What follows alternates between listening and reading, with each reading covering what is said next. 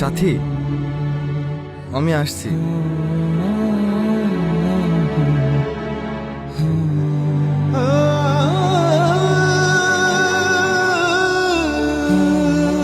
খোঁজে দাও ঈশান, ফিরে আসবে।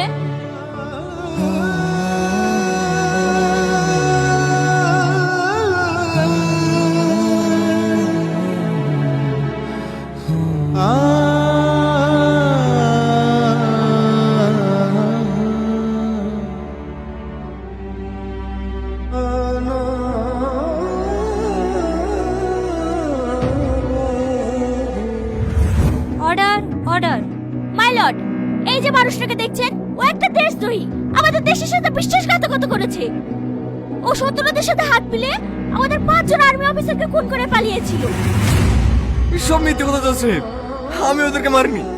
আমি তোমার দেশকে বাঁচানোর জন্য শত্রুদের বিরুদ্ধে লড়াই করেছি। আর কত নাটক করবেন আপনি? ওই 5টা গুণের সমস্ত প্রমাণ আপনার দিকে ইশারা করে। আপনি একটা বিশ্বাসঘাতক।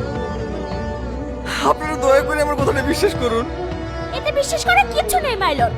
ও আবার নতুন করে প্ল্যান বানিয়ে এসেছে আমাদের দেশের ক্ষতি করার জন্য। দয়া করে আমার কথাটা একবার শুনুন। নিজেকে প্রমাণ করার একটা সুযোগ দিন। একজন দেশদ্রোহীর মুখে আমরা কোনো কথা শুনতে চাই না। মহামান্য আদালত, আপনার কাছে আমার একটাই অনুরোধ, ওকে কঠিন থেকে কঠিনতম শাস্তি দেওয়া হোক।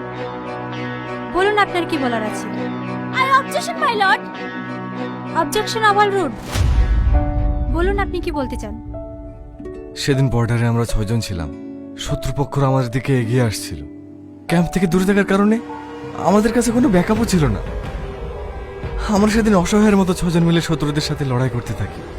লড়াই চলাকালীন আমার একটা গুলিও লেগেছিল। চোট খাওয়ার পর আমরা সবাই যখন লুকিয়ে পড়লাম, তখন আমাদের একজন সাথী রিমন রায় আমাদের সাথে বিশ্বাসঘাতকতা করে।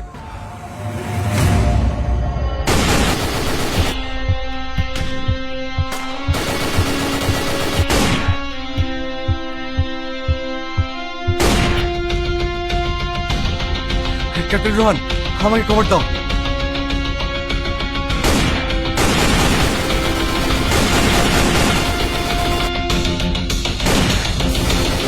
ঈশান!